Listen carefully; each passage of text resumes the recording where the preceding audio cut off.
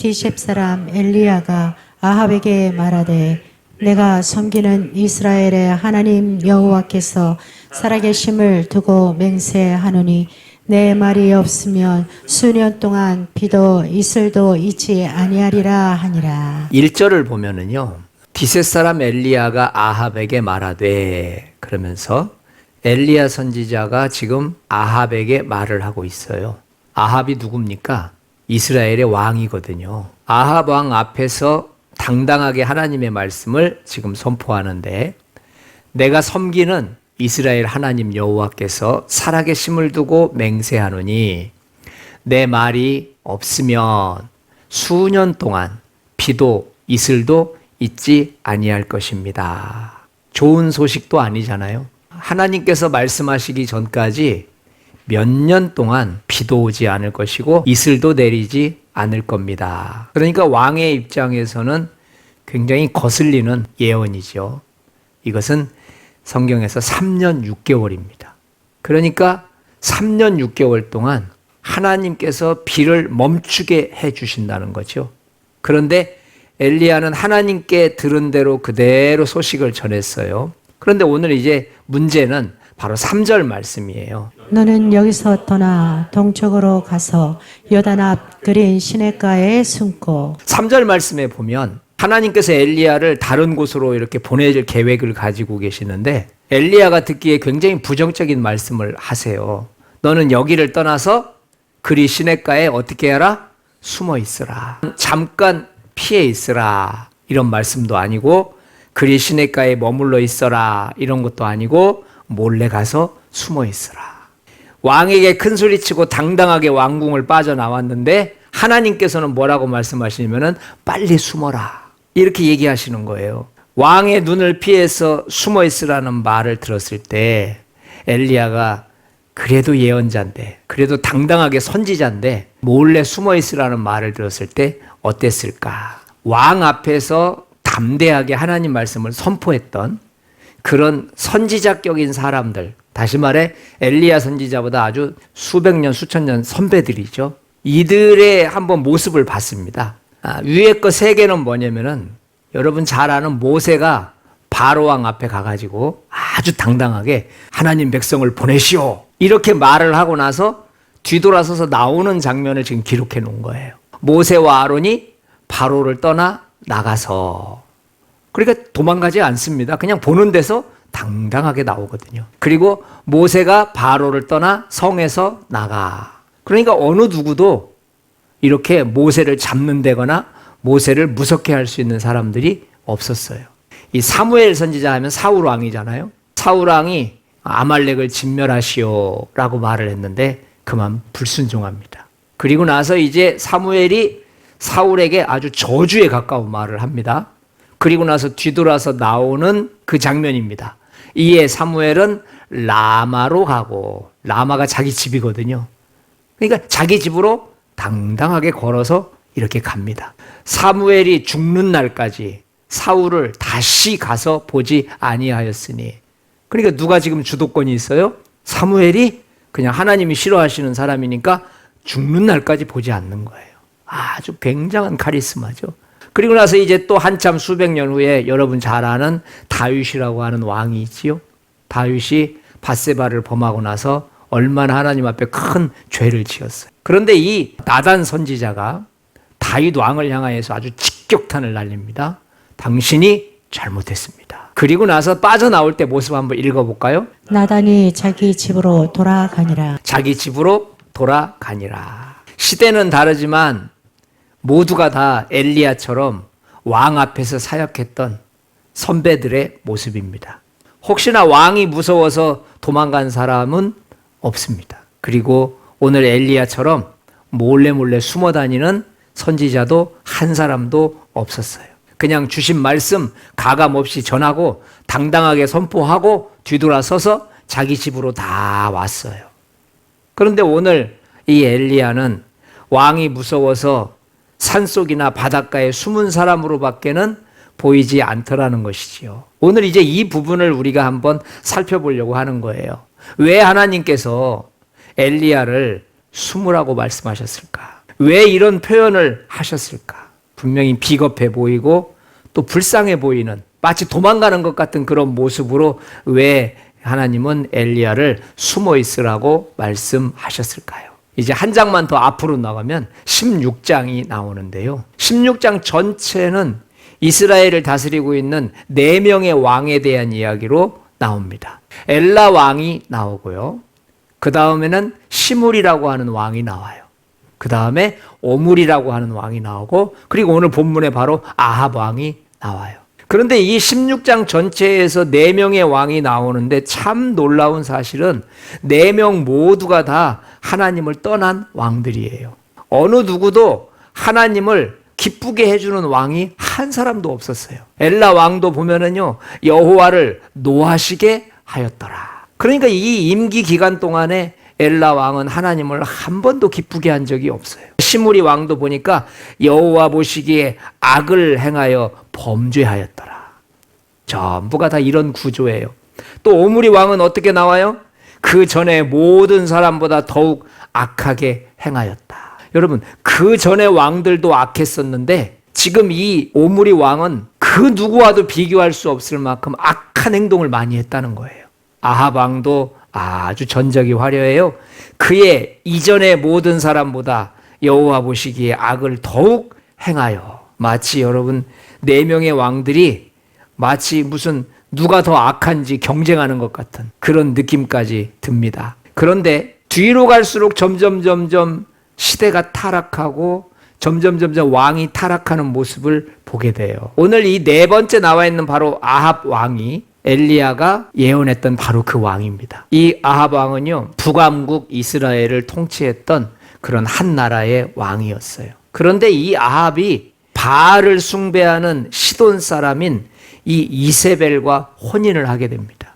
하나님을 섬기는 처자도 아니고 다른 이방 민족에서 바알과 아세라를 섬기는 그런 못된 우상을 숨기는 이 공주를 데리고 와서 사마리아가 수도인데 수도의 정중앙에 그대로 왕비 자리를 줘요. 한번 생각을 해보십시오. 점점 이제 바알을 숭배하고 아세라를 숭배하는 것들이 많아질 거예요. 사마리아 왕궁 중앙에 바로 왕비가 들어와서 이제는 가뜩이나 아합도 하나님을 떠났는데 이제 그 이방 신을 섬기는 이세벨과 하나님을 끔찍이도 미워하는 아합이 함께 만나서 우상을 만들어내고 있으니 이게 어떻게 되겠느냐, 이런 말이에요. 바로 이럴 때 지금 이스라엘이 이렇게 위급한 상황인데도 불구하고 선지자 한 명이 1000명을 감당해도 될까 말까한 이 위급한 상황에서 하나님께서는 엘리야를 숨어 있으라고 말씀하시는 거예요. 이스라엘의 수도가 사마리아입니다. 이제 이스라엘 전체에 바알 숭배가 이루어지는 것은 시간 문제입니다. 이세벨은 아합 왕을 등에 업고 사마리아 한 중앙에 바알 신전을 건축해 버렸습니다. 성전이 있는 게 아니고 바알을 섬기는 신전을 그 왕궁 안에다가 세워버렸다고요. 이세벨은 백성들에게 바알과 아세라 목상을 숭배하라고 이제 강요하는 지경까지 됐습니다.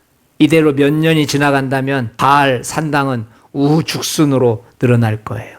이대로 몇 년 계속 지나가면 온 나라가 이제 여호와를 버리고 바알과 아세라를 숭배하게 될 거예요. 이처럼 위급한 시간에 하나님께서 엘리야를 그릿 시냇가에 숨겨 놓으신 거예요. 누가 봐도 이해가 안 됩니다. 만약 엘리야 시대가 엘리야 선지자가 지금처럼 숨어서 아무 말도 하지 않는다면 아합과 이세벨이 악행이 5년, 10년이 지속되어진다면 틀림없이 5년, 10년 후에 태어날 아이들은 하나님을 알지 못하고 바알을 향해서 예배하고 바알에게 숭배할 것이 당연해요. 그러니까 시간이 지날수록 하나님은 점점 사라지고 그곳에 바로 바알 숭배자들이 자리 잡을 거라는 거죠. 이스라엘의 하나님에 대한 예배가 사라진 시대를 한번 생각해 보세요. 예배라는 말을 딱 들었을 때 젊은이들은 바알에게 예배하는 것인 줄 알고 찾아 나옵니다. 자, 우리 찬양하자라고 말을 했더니 바알과 아세라를 위한 악기를 가지고 다 하나둘씩 나오기 시작해요. 지금 엘리야가 침묵하고 있다면 바알을 숭배하는 사람들로 가득 차게 될 거예요. 바로 이렇게 절체절명의 위기 속에서 왜 하나님께서는 선지자를 몰래 숨겨놓으셨을까요? 그리 시냇가에 몰래 숨어 있어야 하는 엘리야 본인의 마음은 어떨까요? 왕 앞에 가서 하나님이 해주신 말씀을 그대로 가감없이 한다는 것은요, 아무리 영성이 대단해도 이 가슴이 작은 사람들은 할 수가 없어요. 어떻게 왕 앞에서 싫은 소리를 합니까? 왕이시여, 앞으로 몇 년 동안 하나님이 말씀하시기 전까지는 비가 내리지 않을 겁니다. 한 나라를 책임지는 왕으로서 여러분 자존심 상하는 일이거든요. 여러분 1년에 풍년이 들고 좋은 일이 많아야 하나님께서 하늘이 선택한 왕이구나 이렇게 생각할 거 아닙니까? 그런데 1년도 아니고 2년도 아니고 3년도 아니고 3년 6개월 동안 아무런 비도 오지 않는다고 생각한다면 백성들이 아합 왕을 위해서 어떤 생각하겠어요? 엘리야가 하나님께서 숨어 있으라고 하는 말을 어떻게 이해하고 있을까요? 참 다행이다, 잘 숨었다 이렇게 이해하고 있을까요? 아니면은 나라도 가서 외쳐야 되는 거 아니야? 나라도 가서 한마디 해야 되는 거 아니야? 이러다가 이 나라 큰일 나는 거 아니야? 이런 생각을 하고 있을까요?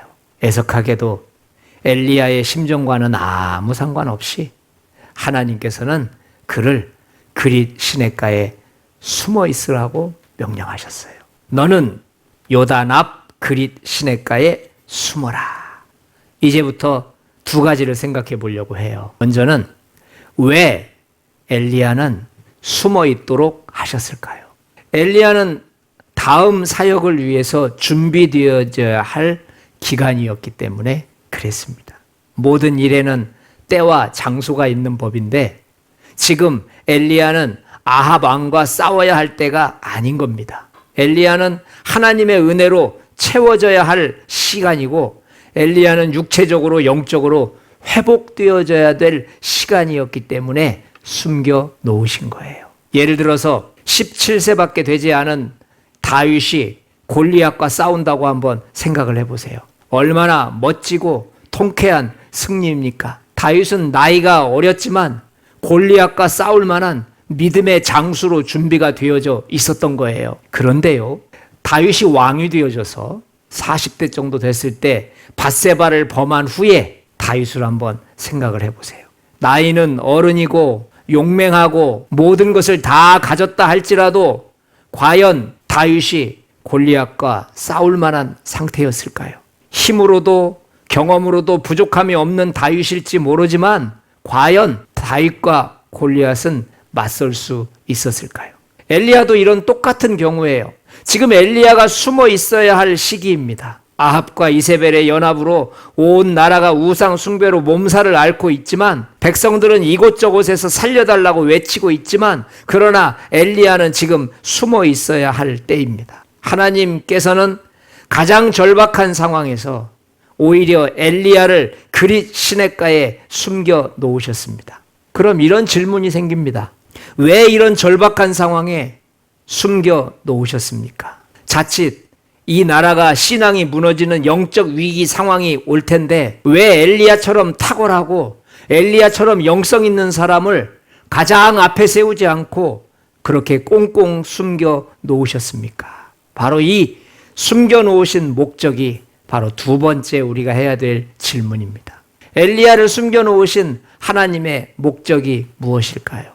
여러분 3년 6개월 동안 이제 앞으로 가뭄이 지속될 텐데 아합 왕이 엘리야를 죽이기 위해서 찾아다닐 거라는 것을 알고 계셨기 때문에 하나님께서는 그릿 시냇가에 숨겨 놓으시고 그의 생명을 보호해 주셨던 것입니다. 왕의 입장에서 생각해 보면 백성들이 풍요롭지 못하다라는 것이 얼마나 분노할 일입니까? 그렇게 예언했던 엘리야에게 모든 원흉이 돌아갈 수밖에 없어요. 분명히 3년 전에 엘리야가 찾아와서 외쳤던 말처럼 정말로 온 나라의 가뭄이 끝나지를 않는 겁니다. 정상적인 왕이라면 당연히 어떻게 해야 되겠어요? 찾아가서 방법을 물어야 되겠지요. 찾아가서 도와달라고 해야 되겠지요. 그런데 아합 왕은 정상적인 왕이 아닙니다. 엘리야의 저주 때문에 가뭄이 온 것으로 몰아가기 시작해요. 그래서 엘리야만 없어진다면 모든 것이 다 정상으로 돌아갈 거라는 착각을 하고 있습니다. 그래서 아합 왕은 엘리야를 잡아서 죽이기 위해서 지금 혈안이 돼 있습니다. 하나님께서는 3년 넘게 가뭄이 지속될 때 악한 아합 왕이 어떻게 나올지를 아셨던 거예요. 이스라엘 전역을 우상 숭배로 오염시킨 이 바알 선지자와 아세라 선지자를 한 번에 처리하기 위해서 하나님은 이 엘리야를 숨겨 놓으셨습니다. 이제 왜 엘리야가 숨어져 있어야만 했는지에 대해서 생각을 해보겠습니다. 많은 날이 지나고 3년이 지난 겁니다. 3년이 지나고 나서 하나님의 말씀이 엘리야에게 딱 임했어요. 내가 비를 지면에 내리리라고 이야기해라. 그랬더니 18장 19절에 보니까 온 이스라엘과 바알 선지자 450명과 아세라의 선지자 400명을 갈멜산으로 다 나아오게 하소서. 이제 사역이 시작되는 거예요. 그리고 나서 20절에 말합니다. 아합 왕이 선지자들을 갈멜산으로 다 모았습니다. 엘리야가 3년 넘게 준비한 사역은 온 백성들을 앞에 있는 가운데 바알과 아세라 선지자 850명을 한 곳에 모이도록 하는 바로 그 사역이었어요. 이 한 나라를 위해 3년 넘게 숨어서 준비한 것입니다. 엘리야의 모든 관심이 어디에 있는지 아십니까? 엘리야가 모든 백성에게 가까이 나아가 이르되 너희가 어느 때까지 둘 사이에서 머뭇머뭇하려느냐. 여호와가 만일 하나님이면 그를 따르고 바알이 만일 하나님이면 그를 따를지니라. 엘리야의 관심은 백성에게 있었습니다. 왜냐하면 지금 백성들이 너무나 많이 하나님을 떠나 있었기 때문이죠. 30절 말씀도 보면은 엘리야가 모든 백성을 향하여 내게로 가까이 오라. 그리고 나서 엘리야가 보여준 게 무엇이냐면 무너진 여호와의 제단을 수축하되, 무너진 하나님의 제단을 다 다시 세우는 것들을 백성들이 보는 앞에서 하고 있는 거예요. 그리고 37절을 보십시오. 여호와여 내게 응답하소서, 내게 응답하소서. 이 백성에게 주 여호와는 하나님이신 것과 주는 그들의 마음을 돌이키심을 알게 하옵소서.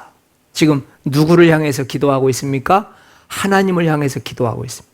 그의 관심은 온통 이 백성에게 가 있습니다. 엘리야의 관심은 아합이나 이세벨이 아니었습니다. 엘리야의 관심은 바알 선지자나 아세라 선지자들이 아니었습니다. 오직 엘리야의 관심은 하나님을 떠난 이스라엘 백성들에게 있었습니다. 엘리야는 그리 시냇가에 숨어서 하나님의 마음을 배우고 하나님의 마음을 갖기 위해서 3년 넘도록 그곳에 숨어서 하나님과 깊은 교제의 시간을 가졌다는 것을 믿으시기 바랍니다. 엘리야의 사역이 성공적이었는지 어떻게 알 수 있을까요? 이에 여호와의 불이 내려서 번제물과 나무와 돌과 흙을 태우고 또 도랑에 물을 핥은지라. 바알 선지자들과 아세라 선지자들이 계속해서 불을 내려달라고 기도했지만 아무런 일도 나타나지 않았어요. 그리고 나서 이제 엘리야 선지자가 불을 내리는 장면입니다. 이렇게 하늘에서 불이 내려와서 번제물과 나무와 돌과 흙을 다 태워버리고 도랑에 가득한 물을 다 말라버리게 했습니다. 바로 그때에 백성들이 한 말이 있지요. 자, 이 말을 나오게 하기 위해서 3년 6개월 동안 숨어 있었던 거예요. 하나님은 이스라엘의 온 백성들의 입에서 바로 이 말이 나오기를 기다리셨던 거예요. 자, 39절 읽어보겠습니다. 모든 백성이 보고 엎드려 말하되 여호와 그는 하나님이시로다. 여호와 그는 하나님이시로다 하니. 아멘. 그동안은 바알을 섬기면서 바알의 말밖에 나오지 않았어요. 그 오랜 3년 넘도록 이제 이스라엘의 모든 선지자들이 힘을 잃어버렸어요. 여러분 한번 생각을 해보십시오. 지금 바알 선지자 40절에 보면은요, 바알 선지자 850명을 죽입니다. 바알이 남편이고 아세라가 아내입니다. 바알 선지자가 450명이 있었고 아세라 선지자가 400명입니다. 850명이 이스라엘 전체를 다 휘짓고 있었습니다. 그렇다면 하나님의 선지자들은 얼마나 됐을까요? 이세벨이 하나님의 선지자들을 죽이기 위해서 100명을 죽이기 위해서 계획을 짜는 장면이 뒷부분에 나옵니다. 오늘 이 하나님이 이스라엘 백성들을 회복하시기 위해서 엘리야 선지자를 숨겨 놓으신 거예요. 여호와 그는 하나님이시로다. 여호와 그는 하나님이시로다. 여러분, 이 말이 몇 년 만에 들려오는 가뭄의 단비인 줄 아십니까? 하나님 없이 살 수 없었던 민족들인데 어떻게 입에서 바알이라는 말이 나오고 어떻게 입에서 이세벨이라는 말이 나왔을까요? 하나님은 바로 나라 전체의 영적인 기운을 바꾸시기 위해서 엘리야를 그리 시냇가에서 기도하면서 하나님 앞에 무릎 꿇으면서 바로 이때를 위해서 준비해 놓은 하나님의 일꾼인 것을 믿으시기 바랍니다. 하나님은 백성들의 입에서 이 말이 나오기를 원하셨어요. 내 백성의 입술에서 하나님이란 단어가 사라지고 바알과 아세라라는 말이 나오기 시작할 때 하나님의 마음은 천갈래 만갈래 찢어지고 아프셨을 거예요. 엘리야는 백성들을 하나님께 돌리기 위해서, 엘리야는 지금 이 순간을 위해서 그 오랜 3년 반 동안 숨어서 기도하면서 준비한 것입니다. 우리 40절 한번 같이 읽어보겠습니다. 백성들이 어떻게 돌아섰나 한번 봅시다. 엘리야가 그들에게 이르되 바알의 선지자를 잡되 그들 중 하나도 도망하지 못하게 하라 하매 곧 잡은지라. 엘리야가 그들을 기손 시내로 내려다가 거기서 죽이니라. 네, 이 구조를 한번 잘 보면은요, 마치 엘리야가 850명을 다 묶어가지고 엘리야가 혼자 다 죽였다라는 식으로 이해할 수도 있어요. 근데 여러분 한번 40절을 가만히 보세요. 바알 선지자들을 잡고 한 명도 도망가지 못하게 하라. 자, 누구에게 하는 말입니까? 백성들에게 하는 말입니다. 만약에 백성들이 하나님의 살아계심을 지금 이 시간 경험하지 못했다면 왕과 왕비의 최고의 권력을 가진 그 선지자들이 바알 선지자고 아세라 선지자입니다. 지금 하늘에서 불이 내리는 것을 보면서 하나님이 살아계시는구나. 하나님이 늘 우리와 함께 하셨던 거구나. 그래서 백성들은 다시 잃어버렸던 신앙을 회복하고 있다는 것을 믿으시기 바랍니다. 그래서 백성들은 자신감 있게 하나님을 의지하고 그 무서운 바알 선지자들을 다 묶어버린 겁니다. 지금 상황이 매우 급박하게 돌아갈 때가 있습니다. 나라도 나서지 않는다면 이 위기를 벗어나지 못할 것처럼 보입니다. 마치 이세벨이 왕궁 안에 깊숙이 들어온 것처럼 재앙이 시작되는 것처럼 느낍니다. 바알 종교, 아세라 종교가 독버섯처럼 또 암덩어리처럼 금방이라도 커지고 확장될 것 같습니다. 이제 그 재앙은 온 나라를 어지럽히고 병들게 할 것 같습니다. 부족한 날에도 앞장서서 뭔가 해야 될 것 같습니다. 사랑하는 여러분, 동일한 상황, 동일한 일들이 나의 주변에서 일어나고 있지 않습니까? 내가 섬기는 가정에서, 사업장에서, 교회 안에서 이런 위급한 일들이 계속해서 일어나고 있어요. 뭔가 해야 될 것 같아요. 내 자녀, 내 직장 동료, 내가 섬기는 교회를 위해서 내가 뭔가 발벗고 나서야 될 것 같아요. 우리 안에 있는 이런 정의로움과 정직함은 그 자체만으로도 충분히 성경적이고 말씀 중심적인 보물입니다. 그러나 우리는 한 가지를 더 생각할 수 있어야 합니다. 바로 하나님의 마음입니다. 하나님의 음성입니다. 하나님의 음성은 내 안에 있는 정의로움과는 다른 개념이에요. 엘리야의 경우가 바로 그렇습니다. 엘리야는 선지자들의 전체 지도자입니다. 악한 왕, 악한 이세벨과 맞서서 싸워야 될 위치에 있는 가장 큰 지도자입니다. 그런데 하나님의 음성은 그를 숨으라고 하셨습니다. 그것도 그리 시냇가에 숨어 있으라고 하셨습니다. 18장 13절에 이세벨이 선지자 100명을 죽일 계획도 가지고 있었어요. 그런데 하나님은 정작 엘리야를 아무도 모르는 곳에 숨겨 놓으셨습니다. 바로 이것이 현실과 하나님 말씀과의 차이입니다. 바로 이것이 정의로움과 하나님의 때와의 차이입니다.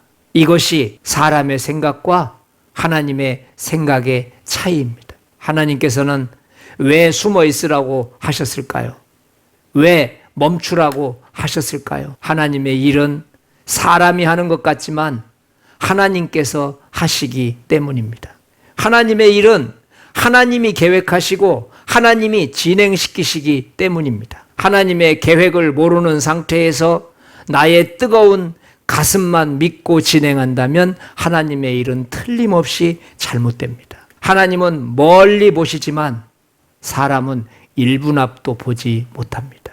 우리는 지금 있는 것만 보지만 하나님은 내년까지도 보시는 분입니다. 하나님께서 엘리야를 숨어 있으라고 하신 것은 3년 후에 있어질 바알 선지자, 아세라 선지자 850명을 처리하시기 위한 준비 기간이었습니다. 하늘에서 불이 내리고 우상 숭배자들을 한 번에 처리하는 일은 철저한 준비가 없이는 불가능했기 때문입니다. 엘리야의 사역 중에 가장 중심되는 사역이 바로 이 불사역이었습니다. 그 다음에는 어떤 사역도 이렇게 리드미컬하게 그리고 다이나믹하게 움직인 사역은 존재하지 않습니다. 엘리야는 평생 동안 사역하면서 이렇게 큰 능력, 큰 기적은 처음이자 마지막으로 경험했습니다. 하나님께서는 우리에게도 동일한 말씀을 하십니다. 지금은 너의 가슴을 믿지 말고 나의 계획에 초점을 맞출 때다. 지금은 너의 생각과 너의 마음을 내려놓고 내 생각과 내 마음을 충분히 읽어야 될 때다. 지금은 너의 계획을 잠깐 멈추고 내가 지금 무슨 생각을 하고 있는지에 너의 마음을 맞춰야 될 때다. 어떻습니까? 우리 모두는 우리 자신의 열정에 초점을 맞추고 있어요. 그런데 여러분, 아무리 훌륭한 열정과 아무리 훌륭한 정의로움도 내 속에서 말씀하시는 하나님의 뜻과 맞지 않다면 그 열정은 흉기가 되는 것입니다. 우리들은 무엇인가를 잘해보기 위해서 열심히 하고 있지만 그것이 하나님의 의미와 맞지 않다면 오히려 하나님의 일을 그르치는 결과가 되고 맙니다. 오늘 엘리야는 하던 일을 멈추고 그의 열정 속에 숨어 있는 하나님의 말씀 속으로 들어가고 있습니다. 나의 마음이 시키는 것을 멈추고 가슴 속에 숨어 있는 성령의 음성에 초점을 맞추시는 여러분 되시기를 축원드립니다. 내가 하는 말과 하나님의 말씀이 일치합니까? 나의 열정의 온도와 하나님 말씀의 온도가 일치합니까? 오늘 이 시간 우리 함께 기도하기를 원하는데요. 지금 상황은 위급한데 하나님 내가 나아갈 때입니까? 아니면 숨어서 준비돼야 될 때입니까? 나의 뜨거운 열정이 하나님 계획에 도움이 됩니까? 아니면 오히려 방해가 됩니까?